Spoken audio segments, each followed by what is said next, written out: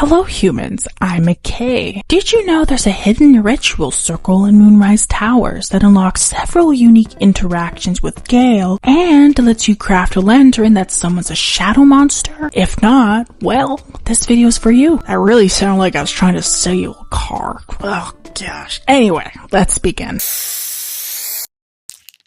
So, the ritual circle is located in a secret room inside Balthazar's room. You know, the room with a bunch of rotting corpses in it. Once inside, your character will either succeed or fail a perception check. If you fail it, don't worry. It doesn't really matter since I'm going to show you exactly where to click anyway. You're going to want to interact with the bookshelf labeled musty tomes. Once you do that, you will be directed towards another object to your right. Before interacting with this newly discovered object, loot one of the corpses scattered around the room, take the heart, and insert it into the ancient altar. Once you do that, the passage will open up. Walk inside, turn right, and you'll see a glowing ritual circle on top of a table.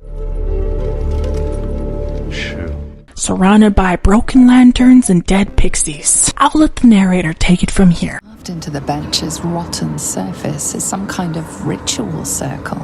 Its sigils half faded. Darkness and decay hangs in the air around it. A ritual circle. And a complex one at that. I've seen such a construction before in the writings of the 𝖈𝖊𝖊𝖘𝖙𝖆𝖊𝖘, though his vision was not so tainted. Alright, I'll be your guide through the different dialogue options because I went through literally every possible path. Let's ask all the questions in the section and see what Gale has to say. Well, it wasn't in his published archives, it was merely a sketch. He invoked Mystra's guidance on how to complete it. That's quite a fascinating design, though the version created here is a strange corruption of the 𝖈𝖊𝖘𝖎𝖕𝖘 original intent. I'd advise against it, in your case, at least. No disrespect intended, but this is not your typical magic. It's inert, if that's what you mean, but it still reeks of the shadow weave, and its polluting magic will continue to escape for as long as it lies abandoned here. The sigils are written in a curious mix of tongues.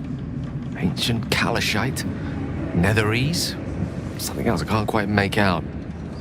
If I'm reading it correctly, it was used in the creation of moon lanterns. It's been mostly drained, but even now contains a powerful dose of shadow weave. The discarded pixie corpses might still contain enough essence. With one of the broken lantern casements. Yes, I think I'll be able to craft one more lantern, and with a slight modification of the casting gesture, it might be able to wield the shadows instead of repelling them. Though, Mystra's eyes may be upon me. She'd forbid me dabbling with such magic. She'd want it destroyed.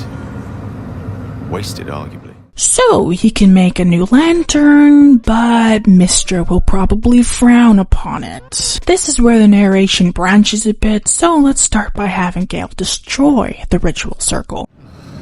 Some room then, if you please. It doesn't take much.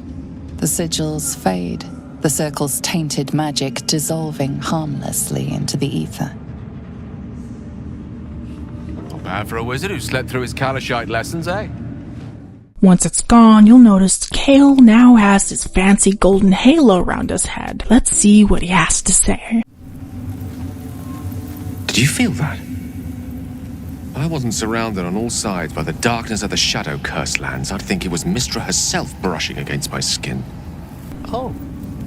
I had no idea you were so insensitive. No, don't feel disheartened. Very few are capable of attuning themselves to what I just experienced. A state of affairs Mystra prefers, in all honesty. Pleasant as that would undoubtedly be, it was no lover's caress I just felt. The curse that afflicts the land appears to be a manifestation of an incredible amount of dark magic. The sort manifested through the shadow weave, and is an altogether different form of magic, drawn from the negative spaces left in the weave's wake. It is 𝖎's domain. Not Mystra's. I'm surprised you would risk making contact here, however briefly. Not weak, but subtle. Mystra knows it is a risk to make herself known here, however briefly. After all, this cursed place is not hers, but 𝖎's. Mystra came here with a purpose. She's left some tiny part of herself to watch over me, I think. A boon to help us reach the heart of the Absolute in one piece. True enough. And somehow I doubt that's an order Mystra will be willing to rescind, no matter how many times I impress her. The stakes are simply too high. To detonate the orb, you mean?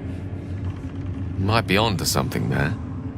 Though Mystra's intelligent enough not to resort to such overt manipulation.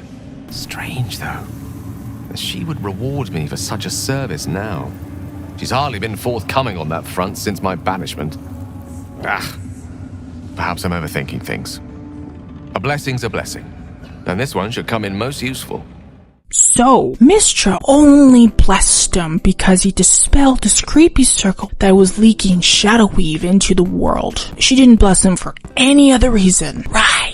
Anyway, let's see what exactly this blessing does. If you inspect Gale, you see he gains a condition called Mystra's Benevolence, which gives him an advantage on concentration checks, which is honestly pretty useful considering how many powerful wizard spells require concentration. Now, let's see what happens if we encourage Gale to craft a lantern instead. The circle's power remains to be used or destroyed. If Mystra were here, I don't think she'd be best pleased with me for doing that. She was always rather fond of pixies. Still, I'm sensing no signs of any divine retribution incoming. Not quite sure what to make of that. True enough. She'd certainly not want to jeopardize the completion of this little mission she and Elminster have concocted. A valid and most astutely observed point. So long as I have her mission ahead of me, I suspect she'll not want to distract me with any undue moralizing. Certainly seems that way, doesn't it? And I suspect that suits her rather well for the time being. So long as I have her mission ahead of me, I suspect she'll not want to distract me with any undue moralizing. It may not be the most savory kind of magic, but it will taste sweet enough if it brings us to the heart of the Absolute in one piece. We're up against the greatest threat Faerûn has ever faced. I don't mind getting my hands dirty if it gives us a better chance of surviving. Refusing to compromise my morals would be a rather selfish thing, given how many lives are at stake. That's good to know. Although I should say, I do what I do out of a sense of utility and pragmatism, not a love of the unsavory. Whatever advantage I can gain for us, I will. And I refuse to feel guilty for it, no matter how much Mystra's chidings might echo in my skull. Quite the pair of legs you've got on you to make that kind of leap. No, Mystra wouldn't have issued an order like that if she was content for it to be ignored. She meant it. Perhaps so much so that she's willing to overlook transgressions like this. Then thank goodness I have you to keep me in check. Now come, best keep moving. We have many more shadows to face before we reach the heart of the Absolute.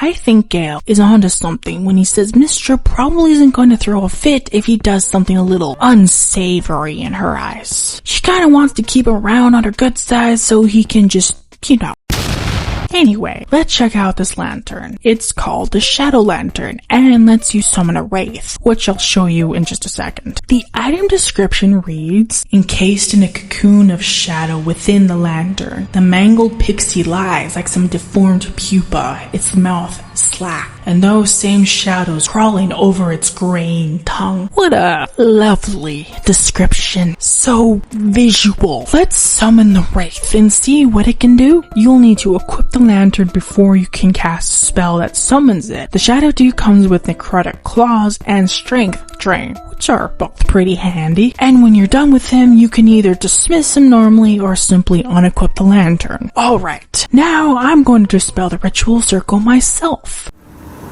Deal with it how? I hate to pull rank, but I was once Mistress Chosen.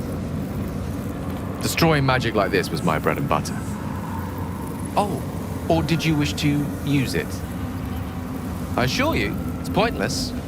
You'll have nothing more than a sore head and a very dissatisfied wizard to show for it. This is where things get pretty funny. Gale gets real salty here. So sit back and watch Gale get jealous of my wizardry. Oh, charming.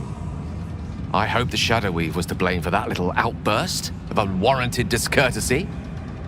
If you think you know best, Go right ahead. It doesn't take much. The sigils fade, the circle's tainted magic dissolving harmlessly into the ether. Not how I would have done it. If you prefer to rely on beginner's luck than my myriad experiences in studying such magics, who am I to judge? Now, given my magical expertise is of limited use to you, was there something else you wanted to ask me about? Yeah, he's just grumpy all around. I'll admit though, that jab I made was kinda mean. The rest, however, absolutely fucking hilarious. Now let's see what happens if we just leave it alone. Really? Sometimes your lack of impetus is quite astonishing. Yeah, not much happens. Like, at all. And Gale is understandably a little angry about that. The final option is letting Gale decide what to do with the ritual circle himself. From everything I've tested, he always chooses to destroy it. If you somehow manage to get him to do something different, let me know down in the comments below. And there you have it. That's everything the ritual circle has to offer. So, did I successfully sell you on the shadow lantern? Because I was sounding like a car salesman or whatever, it doesn't matter. Thanks for watching. I'll see you next Friday. It's Friday, gotta get down on Friday. Everybody's looking forward to the weekend Friday, getting down on Friday. Everybody's looking forward to the weekend, partying,